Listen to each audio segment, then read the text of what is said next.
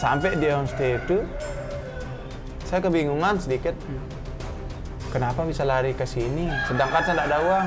Dan si cewek yang bayar. Dikasih kamar nomor 6 itu. Dia kayak tidak bersuara tapi ngajakin gitu masuk. Masuk saya, setelah di kamar, ya sampailah.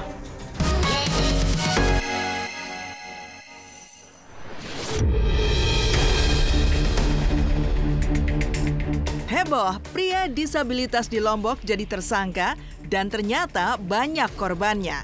Polisi bongkar motif Agus dengan cara ancam bongkar aib.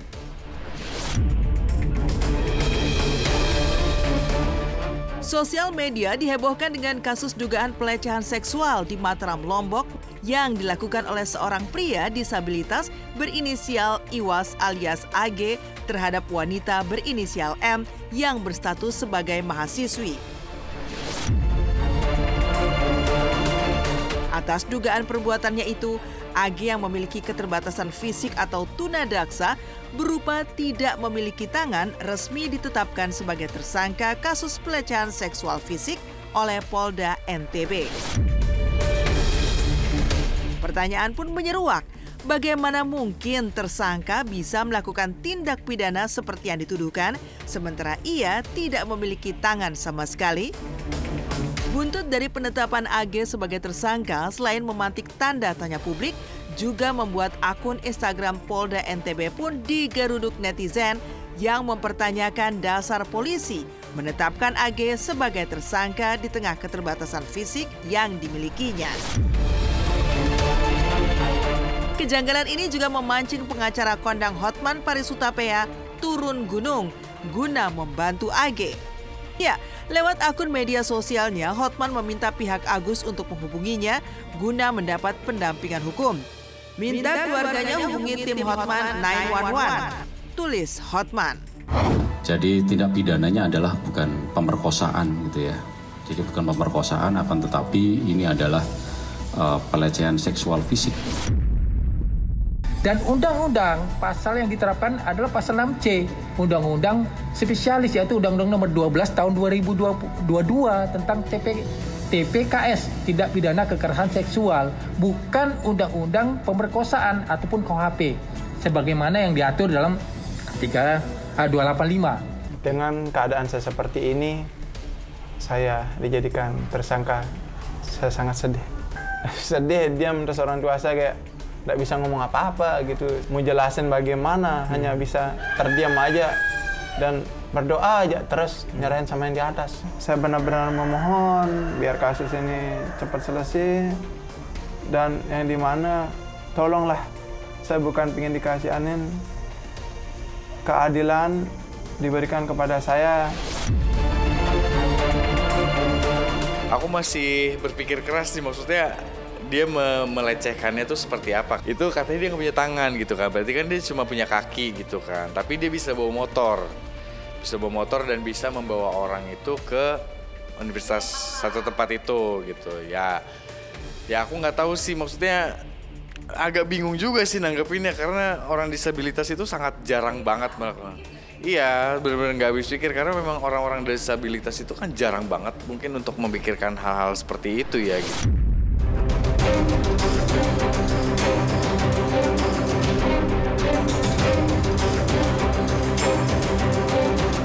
Meski telah resmi ditetapkan sebagai tersangka, namun AG tidak segera dijebloskan ke ruang tahanan, melainkan hanya menjadi tahanan rumah. Polisi berdalih langkah ini diambil lantaran lajang berusia 21 tahun itu cukup kooperatif selama menjalani pemeriksaan.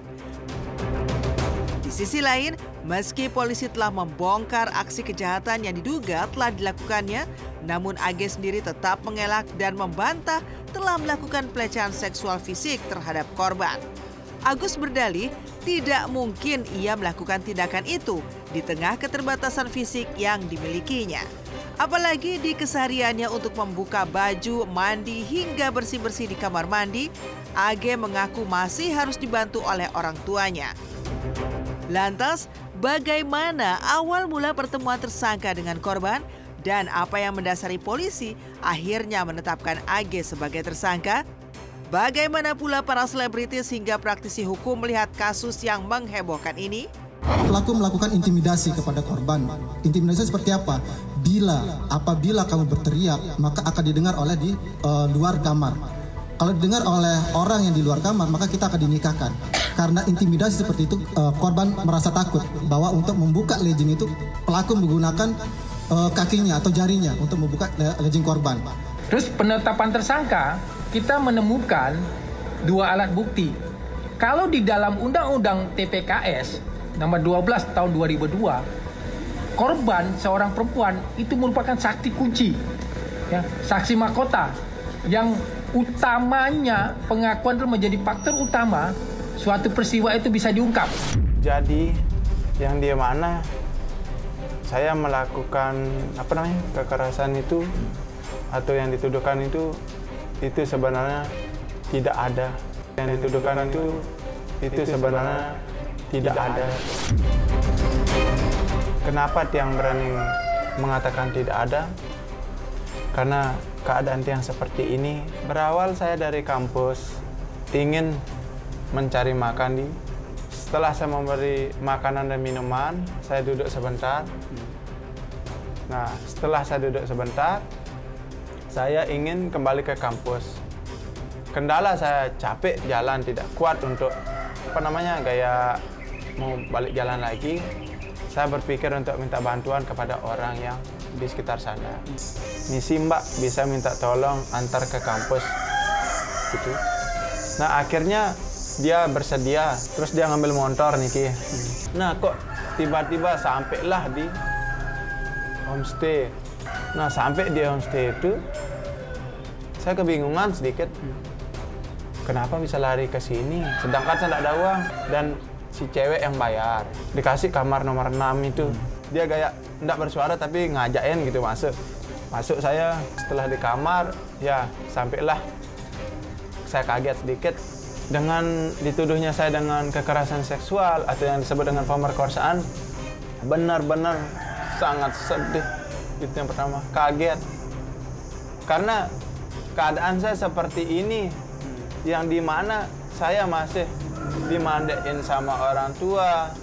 Terus kok bisa saya dibilang memperkosa?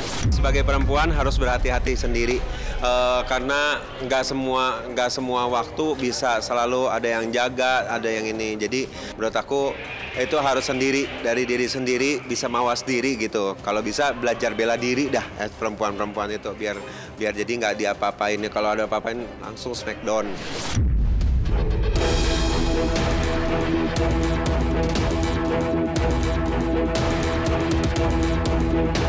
Tanda tanya publik terkait bagaimana tersangka bisa melakukan aksinya di tengah keterbatasan fisik yang dimilikinya akhirnya coba dijawab oleh polisi.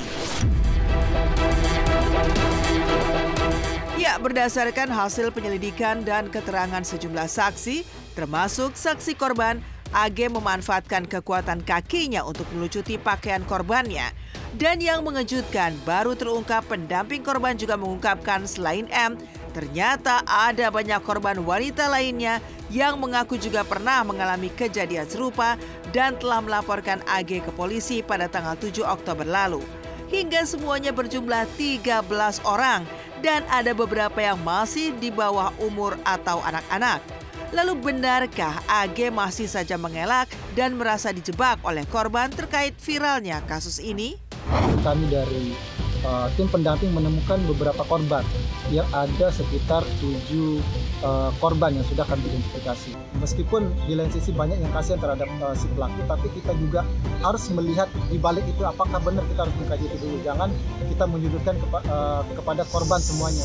Karena korban sudah melakukan pelaporan pun itu sudah keberanian tersendiri kepada korban. Itu menunjukkan bahwa ada benar-benar terjadi yang dialami oleh korban.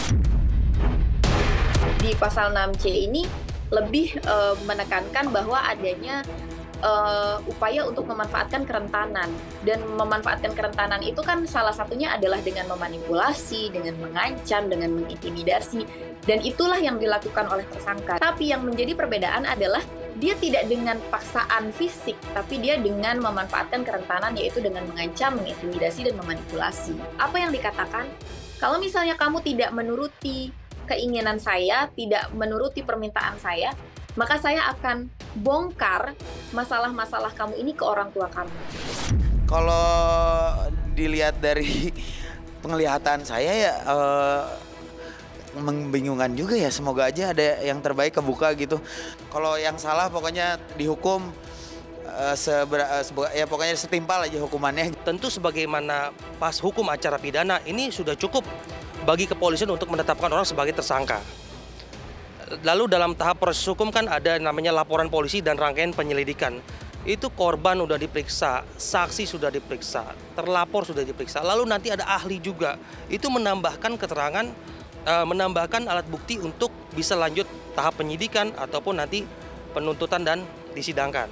Jadi jangan kita lihat misalnya orang melakukan dia orang itu menyandang disabilitas. Yang kita lihat itu perbuatannya, gitu. Perbuatannya itu ada unsur pidana atau tidak.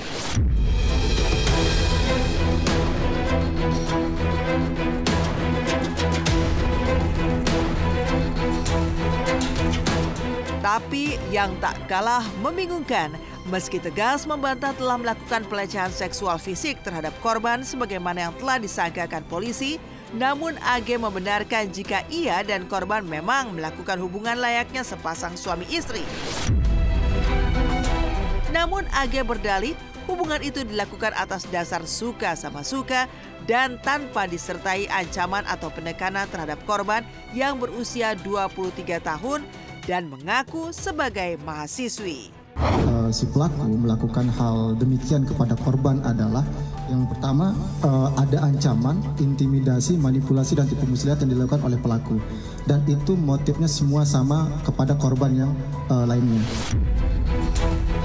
Kalau saya sih terus terang melakukan itu itu mungkin atas dasar suka sama suka, tapi kalau kekerasan enggak ada gitu.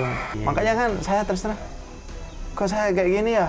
Sedangkan kita pulang pergi baik-baik aja gitu. Iya, benar.